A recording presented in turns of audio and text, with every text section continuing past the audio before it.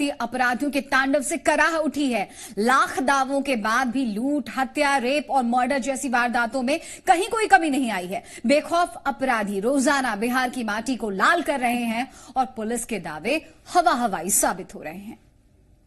बुद्ध की धरती को गिद्ध लहूलुहान कर रहे हैं। तस्वीरें गवाएं, अशोक की धरती को अशांत किया जा रहा है। कदम कदम पर कातिलों के नापाक मंसूबे दिलों में दहशत भर रहे हैं और अमन के दुश्मन खूनी खेल से खौफ का साम्राज्य बना रहे हैं। पटना सिटी के फतुहा में बेखौफ अपराधियों ने सरेआम गोली मारकर एक युवक की हत्या कर घर के करीब इस हत्याकांड को अंजाम दिया गया। शक है कि जमीन विवाद के लिए खूनी खेल खेला गया। सीवान के हुसैनगंज में एक महिला भी बदमाशों की बर्बरता की शिकार हुई। सुबह खेत जा रही महिला को गला रेत कर मौत के घाट उतार दिया गया। वारदात की जानकारी मिलते ही इलाके में हड़कंप मच गया और मौके पर तमाशबीनों की भीड़ जुट गई। बेखौफ बदमाशों के खूनी खेल से बक्सर की धरती भी लहूलुहान हो गई। महज 12 घंटे के भीतर 2 लोगों को सरेआम गोली मार दी गई।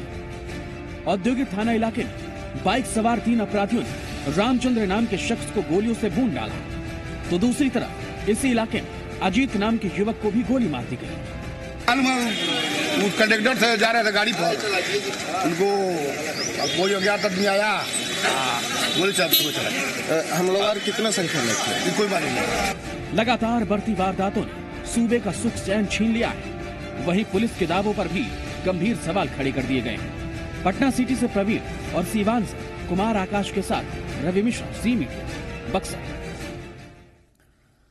उधर लखीसराय की बात करें तो यहां चानन थाना इलाके में एक युवक पर जानलेवा हमला किया गया है। क्यूर बिछवे के बीच घात लगाया अपराधियों ने युवक को गोली मार दी। वारदात की जानकारी मिलते ही मौके पर पहुंचे परिजनों ने आम लोगों की मदद से अस्पताल पहुंचाया घायल को। फौरन पीड़ित परिजनों ने वारदात के पीछे रंगदारी और जमीन विवाद को वजह बताया है। इसके साथ ही गांव के 4 लोगों के खिलाफ नामजद शिकायत भी दर्ज कराई गई है। वन्य बगीचा चानन थाना के कैलाश यादव है, वो आ रहे थे एक मोटरसाइकिल में बैठकर, तो बिछवे और क्यूर के बीच में उनको रोका गया और सुनील यादव एवं कारू यादव 2 व्यक्ति जो उनके ग्रामीण हैं, उनके द्वारा रोककर उनको मारपीट की गई और उनको गोली मारी गई। उधर बाढ़ पुलिस ने सालिमपुर थाना इलाके में रविवार को किसान की हत्या का खुलासा कर दिया है। वारदात में किसान रंजीत की पत्नी का हाथ ही सामने आया है। पुलिस ने हत्या के आरोप में रंजीत की पत्नी को गिरफ्तार कर लिया। रंजीत रविवार की सुबह जब खेत में छिड़काव के लिए गया था, तभी उसकी चाकू गूंथकर और गला रेतकर हत्या कर दी गई थी। पुलिस जांच में यह खुलासा हुआ कि रंजीत के घर 2 लड़कों का आना जाना था, जिनका रंजीत की पत्नी से अवैध संबंध था। रंजीत ने जब इसका विरोध किया तो पत्नी ने दोनों लड़कों के साथ मिलकर उसे रास्ते से हटाने की साजिश रची। रविवार को योजना को मुकाम तक पहुंचाया गया और रंजीत की हत्या कर दी गई। मोबाइल कॉल डिटेल्स के आधार पर हत्या का खुलासा हो गया है। पूछताछ के दौरान महिला ने भी अपना गुनाह कबूल कर लिया। पुलिस आरोपी युवकों की गिरफ्तारी के लिए फिलहाल छापेमारी कर रही है।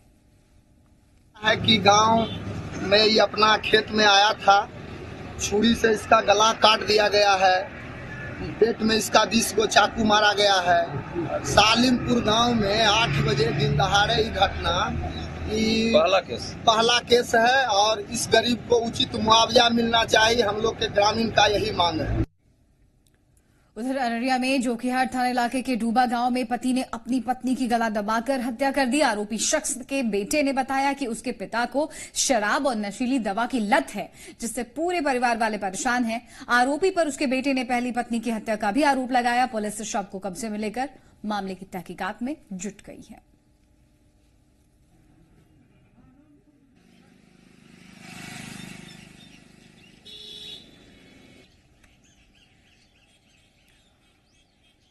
उधर मुंगेर की खड़गपुर प्रखंड प्रमुख के भतीजे का पुलिस अब तक सुराग नहीं लगा पाई है। पुलिस मुंगेर जमुई के नक्सल प्रभावित पहाड़ी इलाकों में सर्च ऑपरेशन चला रही है, जिस पर डीआईजी मनु महाराज भी नजर बनाए हुए हैं।